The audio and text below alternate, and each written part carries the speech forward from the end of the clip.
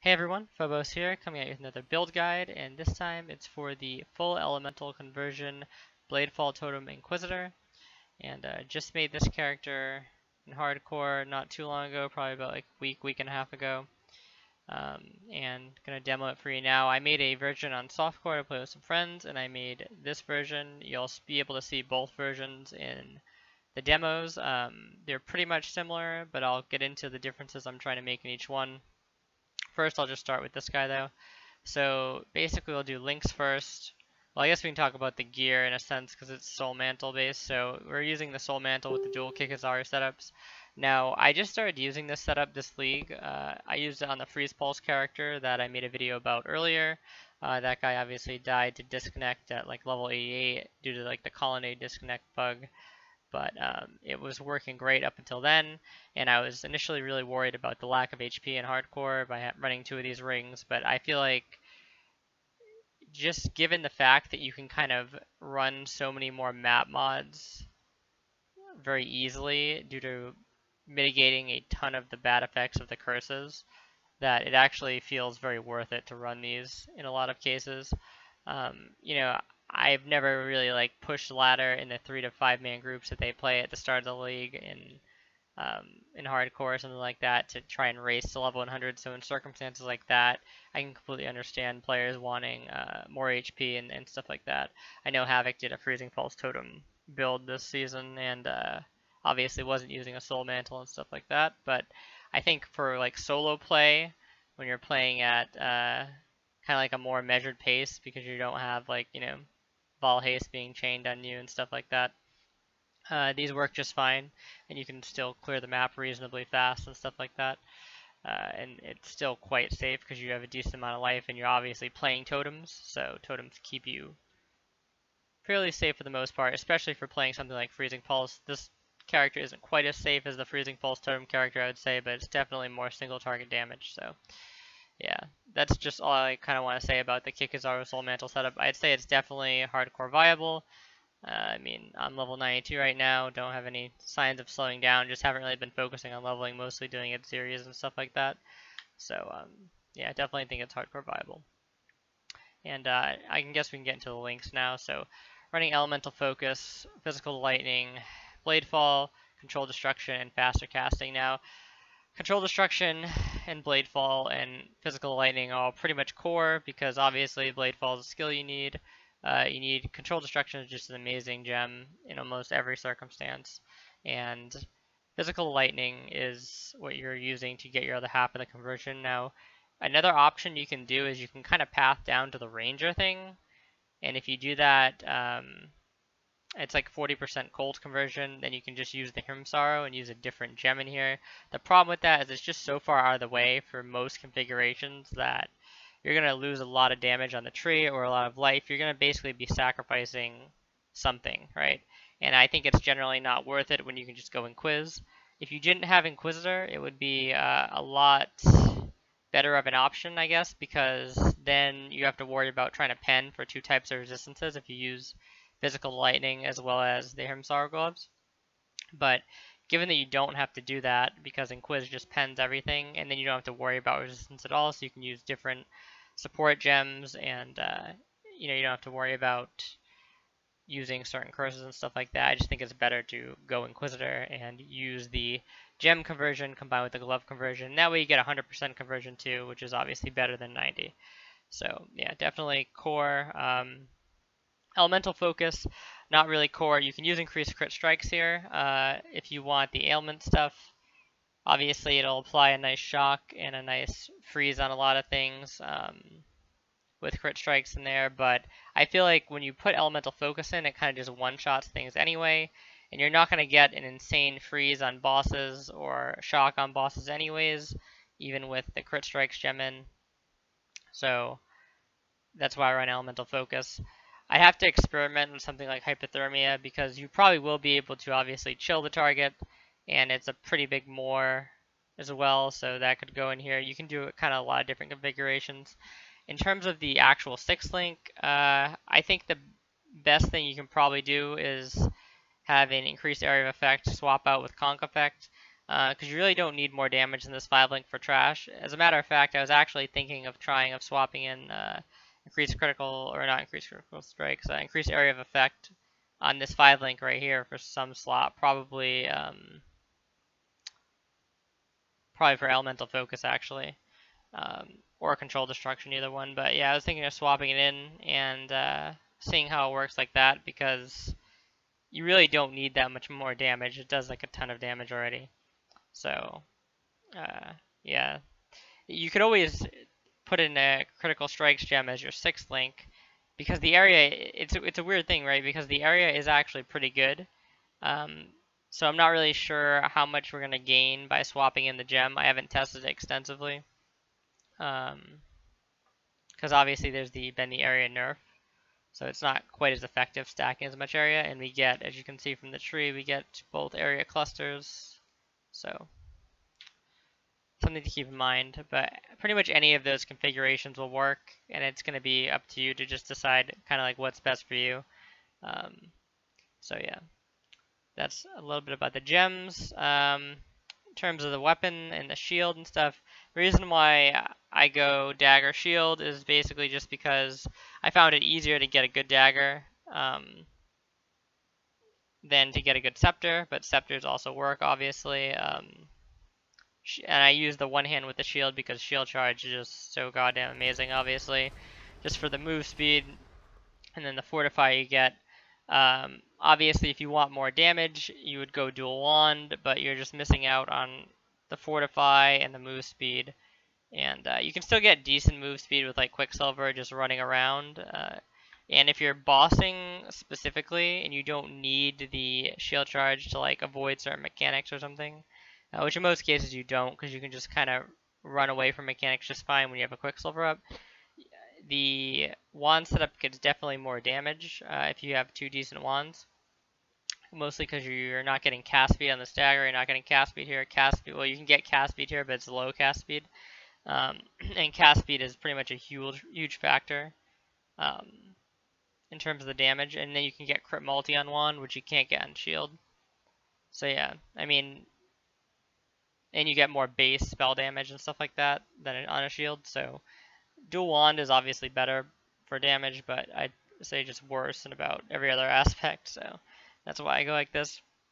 You can also do a weapon swap if you really wanted, where you swap to daggers or swap to wands after shield charging around the map like this. If you get to a boss, you just hit your weapon swap button, and now you're swapped to your higher damage setup to kill the boss. So just, you can always do that. Just another thing to keep in mind.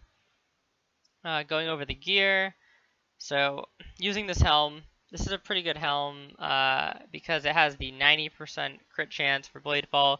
That is probably the most damaging helm enchant that you can get. I've ran the sims, and it sims slightly ahead of the 40% increased damage on Bladefall, at least at the parameters that I have in POB. I'll link the POB in the description. The only issue, or not the only issue, rather, sorry, but another boon about this helm is it has the 47 dexterity.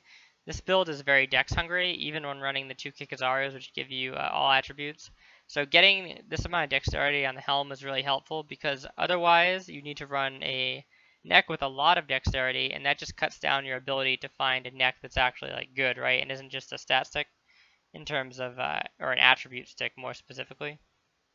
So getting dex on either the helm or the boots is actually kind of important if you can manage it, because you can't get it on rings where you normally might.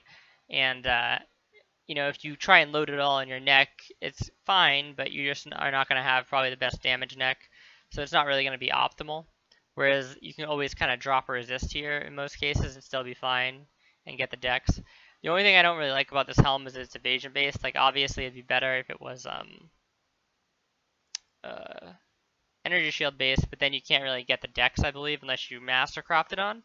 So it kind of works out anyways. Like, basically one of these items would have had to be dex.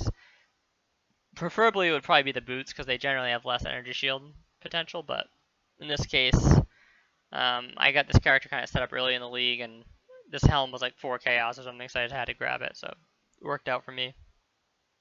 In terms of other enchants, this is probably the best enchant that you're going to want to use. It just adds an insane amount of damage, and what I basically did is I just got the enchant and then crafted the boots. You can craft them with the move speed essence, or you can craft them with the life essence. I believe this was crafted with the life essence. Move speed one's probably optimal to do, or I guess the life one as well. Actually, I think this was alch, and then I crafted the life on, so you can do stuff like that too, but I just kind of ran out of essences. The essences are generally a good way to craft, and I recommend either the movement speed one or the life one. You can do a resist one as well, but the resist can always be kind of crafted on, so I don't really, it's not as good to use that essence basically, because I would say it's harder to hit. Like, obviously you want a high life, you don't really want to be crafting on the life if you can, because you want to try and get like 80 life or something, or a really high move speed. I got lucky with this because I hit 30 move speed and 2 really good res on the alch, so just crafting the life wasn't a big deal. But yeah, so that's kind of like just a little bit of strategy in terms of crafting the boots.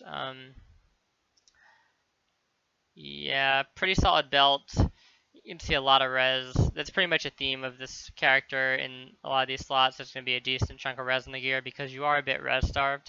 And given that you're resistance starved, you generally want to get a Lyra. You can get the 2 passive skill points as well. It's not like a terrible choice, but if you're going to have issues like gearing your character, if you think you're not going to be able to afford a ton of expensive stuff, the 15 to all res goes a long way. And the 5%, the 5 base mana regen is actually quite good, especially considering you're taking advantage of it by using 2 mana regen, relatively high mana regen rings. So yeah, I definitely recommend Lyra for the bandit if you're just starting out. Unless you have like really good gear, then you can get the 2 skill points. I think that's pretty much all the gear. Obviously, this is for the conversion. I can go over the skills. So we have Vol Haste with duration, the Bladefall itself, shield charge to get around with fortify, faster attacks. Assassin's Mark, this is kind of our only viable curse. You swap this out with Enfeeble for when things are going to get tough. Like I think I enfeebled Uber Zara just to be safe. Orb Storms, have it set up to cost 45 mana. It's like cast on, power charge on crits, Orb Storms, Arcane Surge, and increased duration. The Arcane Surge is obviously leveled to the max level that you can proc it with 1 cast. That's level 8. Rallying Cry I just have here to get a bit of extra mana. Not really something you need to use all the time, but there's some cases where it's just really easy to get off. And when you can get it off, it helps because it gives you a little bit more damage and a ton more mana regen. So, and obviously we have Vault Lightning Trap, just another staple of pretty much any build that you're going to want in your build. Don't really have any significant weapon swap on this character, so you can also like run stuff like Clarity if you feel your mana regen isn't up to snuff. But I feel like it's pretty good if you take the Lyra Bandit. So this is the tree, mostly just taking advantage of kind of a fair bit of jewel sockets here to get some extra life. As you can see, life here, life here.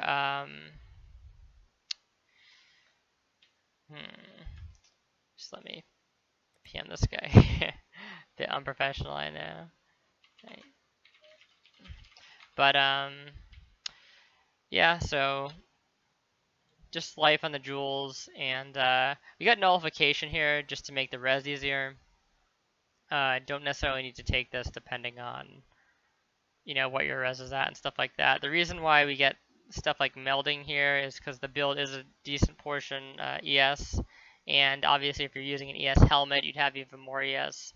Like, I think if I put on like a 200 ES helmet with life on it, I go up to like 13 to 1400 ES, which is pretty good. You can make an argument that if you're not using like the helmet or something, I'd be better off respecing this area. And I may do that depending on something, so just kind of depends.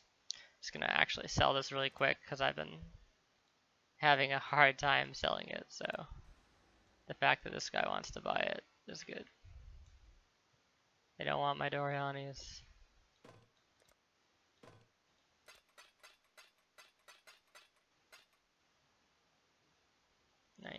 That's what I said, right? Yeah. Okay. So, yeah, that's pretty much the tree, and then the Ascendency is fairly obvious, I think. Obviously, you normally get this last. I normally get this first, especially if you're just quick leveling the character, because it gives you just a ton of good damage and move speed, and it's the most useful when you first start leveling because you're not going to have your crit yet. So going down to Inevitable Judgment isn't really worth it right away, obviously, until you get your crit, and you're leveling on hardcore, so you want to be getting some life at least first. So you want to get some life in your standard damage node, so you're not really going to be able to invest in all your crit right away. And mostly I just level with Elemental Overload and then swap over to the full crit and eventually remove that. So that's how the leveling's done. Yeah, oh, Self-Flagnation Jewel. Obviously, you want to use that with the Kikizar setup. Have an 18% here. It's pretty decent. You want to probably at least have like 15% because you have to remember that it's going, the percentage increased damages with every curse.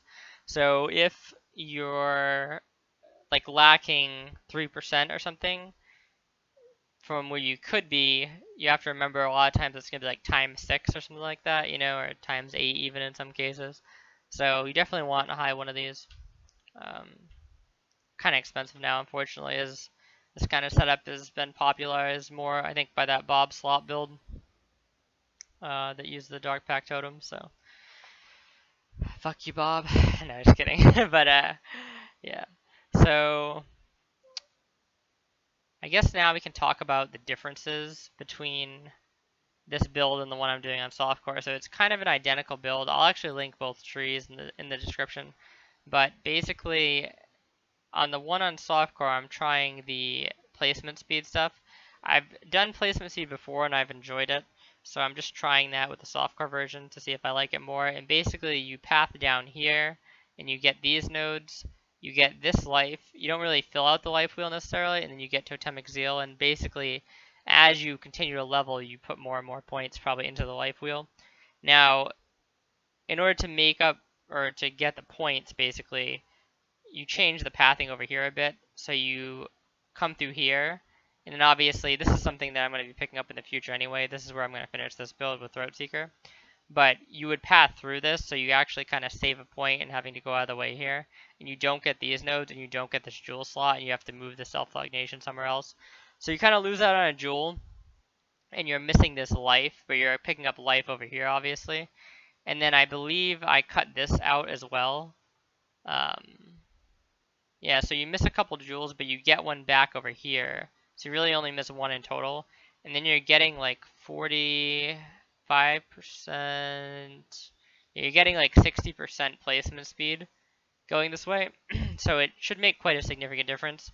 I just haven't gotten to like level 90. I think I need like 91 or something on the beta. Or on the softcore version to kind of test things out. So I haven't quite gotten there yet. But, just another option, you know, if you guys want to consider that. I think it's definitely something that's viable. Obviously, I think Havoc played with a similar pathing to that in his Freeze Pulsar, and, you know, he did amazingly well this season, so definitely a good option there.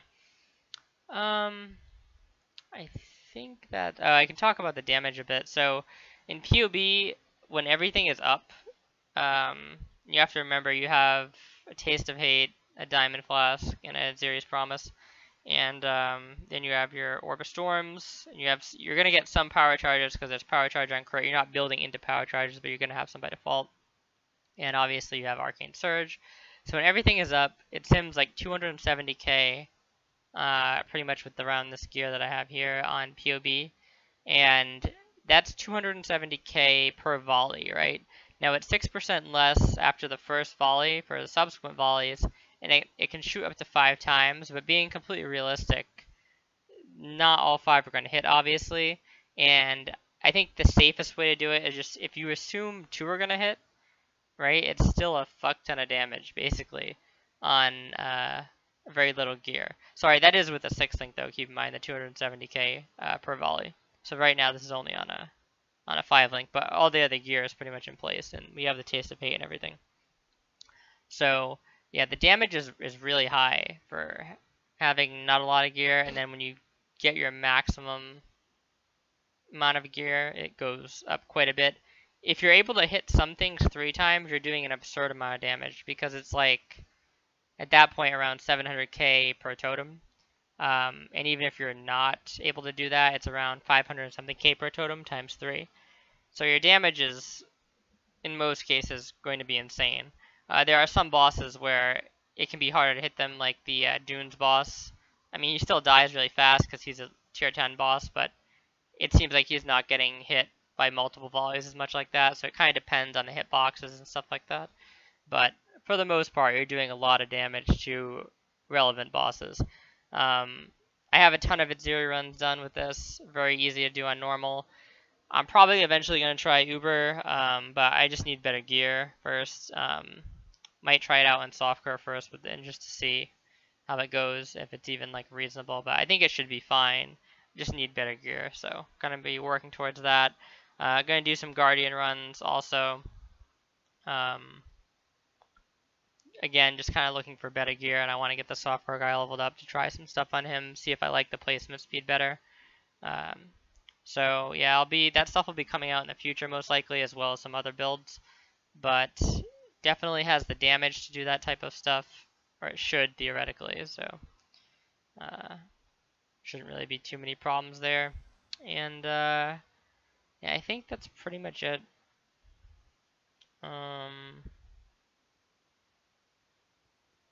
Yeah, like I said, in terms of like other Ascendency options, not really any good ones in my opinion, because Inquisitor is just so vital to getting that full pen. It's actually funny, if you go into the PoB and you remove Inevitable Judgment, your damage just falls off a cliff. And that just really tells you the story about how important the pen is. So yeah, I definitely say Inquisitor is by far your best option here, and it's not even close really. So yeah, I would just play Inquisitor basically. And the synergy with the shield charge and Instruments of Virtue is just insane, and it's kind of nice because you take 8% less elemental, so everything's just really great in my opinion. And yeah, so thank you very much for watching, and if you have any questions or comments or anything, feel free to leave them in the comment section. I'll do my best to answer, and look forward to more content with this build and more content for future builds. Thanks again, and Phobos out.